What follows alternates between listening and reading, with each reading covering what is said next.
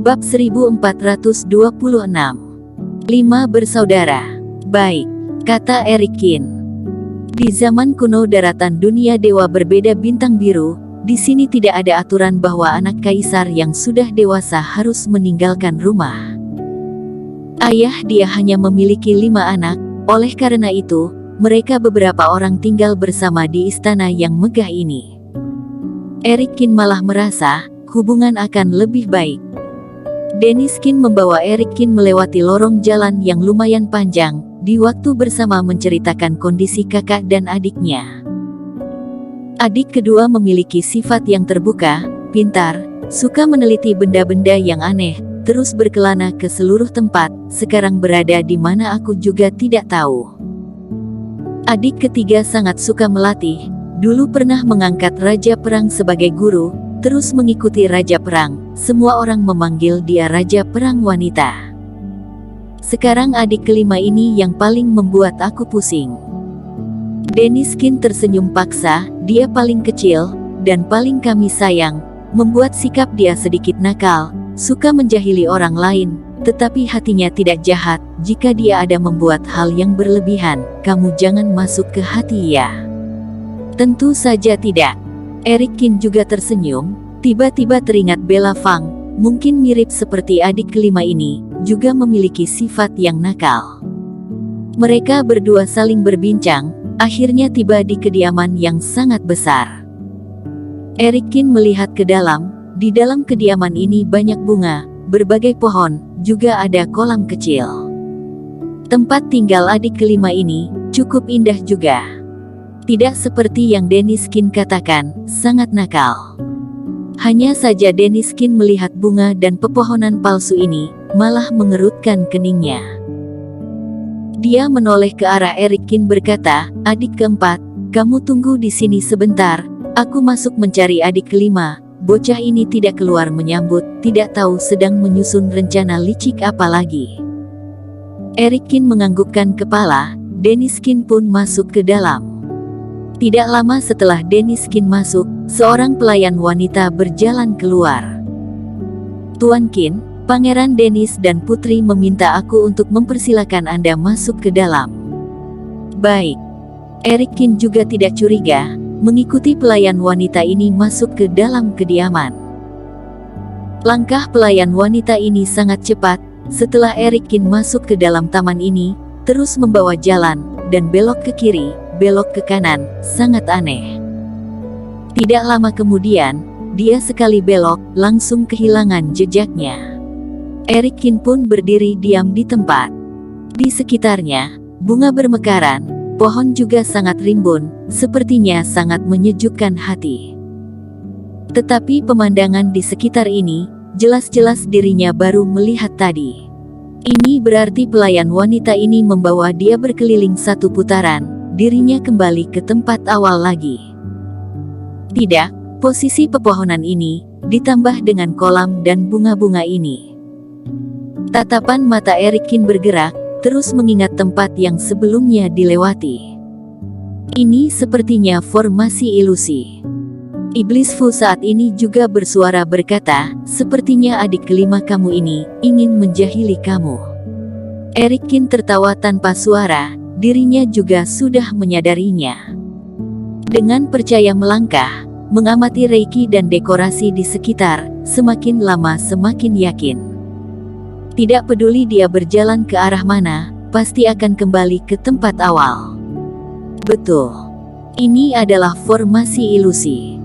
Berjalan ke tanah kosong, di atas meja batu, juga terletak makanan dan minuman. Sepertinya takut aku tersesat, menyediakan makanan untuk aku. Erikin pun mengambil sebuah kue dan memakannya, lumayan enak juga. Sebenarnya formasi ilusi ini lumayan sederhana, kamu hanya perlu menghilangkan sebagian kecil reikinya, formasi ini akan hancur. Kata Iblis Fu sambil tersenyum. Jika demikian, bukannya adik aku satu ini sudah meremehkan aku? Kata Erikin sambil menggelengkan kepala. Dalam membuat formasi ini, juga takut dirinya marah, menyiapkan makanan, dan hanya dengan mudah menghancurkan titik formasi, maka formasi ilusi ini akan lenyap. Tetapi jika demikian, dirinya juga tidak akan senang. Jika adik kelima ingin menguji aku akan menemani dia, agar dia tidak meremehkan aku, kata Erikin. Di belakang formasi ilusi, di depan ruangan. Adik kelima, apa yang sedang kamu lakukan?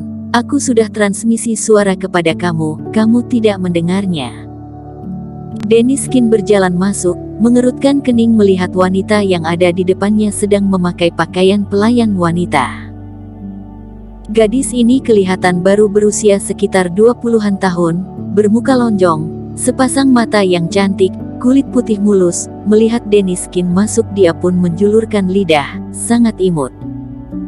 Tetapi orang yang mengenal dia ini, di balik muka imut Nanakin, di hatinya memiliki berapa banyak siasat untuk menjahili orang lain. Kamu ada transmisi suara. Tadi aku sedang sibuk, tidak memperhatikannya, kata Nanakin sambil melemparkan baju pelayan. Kenapa kakak? Kakak keempat sudah tiba ya? Di kediaman kamu ini kenapa seorang pelayan pun tidak ada? Dan kenapa kamu memakai baju ini? Tanya Deniskin yang mendadak merasa aneh dan mengerutkan kening.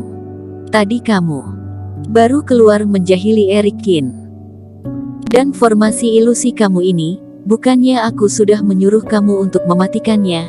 Jangan sampai meninggalkan kesan buruk di mata Erikin, tapi kamu malah sengaja. Kakak, pertanyaan beruntun kamu ini banyak sekali, aku juga tidak tahu harus menjawab yang mana satu, kata Nanakin yang tidak berdaya. Tidak bisa menjawab. Denis menggerakkan bibirnya, melihat tatapan mata adiknya ini yang licik, semakin merasa aneh. Erikin tiba. Adik kelima ini malah memperkuat formasi ilusi, lalu memakai pakaian pelayan. Jangan-jangan Erikin sudah ditipu masuk ke dalam formasi ilusi. Tidak ingin menjawab, Deniskin mendengus, berjalan ke samping mengambil ranting yang patah, lalu diayunkan beberapa kali. Ekspresi Nanakin seketika berubah.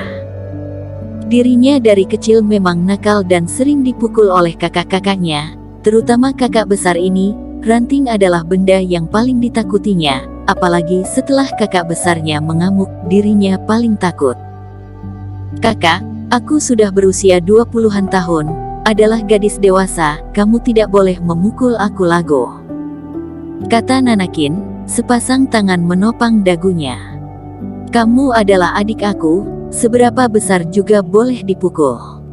Deniskin mendengus dan berkata, masih tidak berkata jujur. Sambil berkata, sengaja mengayunkan ranting pohon. Suara ayunan ini membuat Nanakin ketakutan, kaki gemetaran. Jangan bergerak, aku katakan sekarang. Nanakin bermuka kasihan berkata, aku tadi berpakaian pelayan wanita keluar untuk diam-diam berjumpa dengan kakak keempat. Aku juga penasaran. Karena sebelumnya ayah pernah bercerita bahwa aku masih memiliki satu kakak, membuat aku di keluarga ini berada di urutan kelima. Banyak hal yang janggal, aku terus bertanya kenapa aku di urutan kelima. Kamu juga mengetahui hal ini sudah membuat aku depresi. Sekarang kakak keempat akhirnya kembali, tentu saja aku ingin menemuinya. Katakan poin utama. Deniskin terus mengayunkan ranting pohon. Bocah kecil ini benar-benar mengira dirinya tidak berani memukulnya. Aku sekarang bukannya sedang membicarakannya. Nanakin juga takut dipukul, menjulurkan lidah berkata, aku dengar kakak keempat di Tanah Suci Kaisar Timur mendapatkan pewarisan master abadi yang hebat dalam taktik ilusi. Tentu saja ingin mencoba kehebatan dia dalam taktik ilusi. Di antara kami siapa yang lebih hebat? Benar-benar sembarangan. Deniskin mendengarkannya, hampir memuntahkan darah. Erikin hanya mendapatkan ingatan dari Master Abadi, sama sekali tidak mendapatkan pewarisan, tidak mahir dalam taktik ilusi. Dia akhirnya mengerti, Nanakin sudah membawa Erikin ke dalam formasi ilusi. Sedangkan kehebatan Erikin dalam taktik ilusi, Denikin merasa Erikin di teknik guntur dan teknik api sudah sangat mahir, juga pandai pemurnian obat. Untuk taktik ilusi yang langka ini, pasti tidak mahir. Dan jika sampai dirinya menyadari terkurung dalam formasi, Erikin akan meninggalkan kesan yang bagaimana terhadap adik kelima ini. Apakah dia akan mengira adik kelima tidak menyukainya, sengaja menyusahkan dirinya? Bersambung.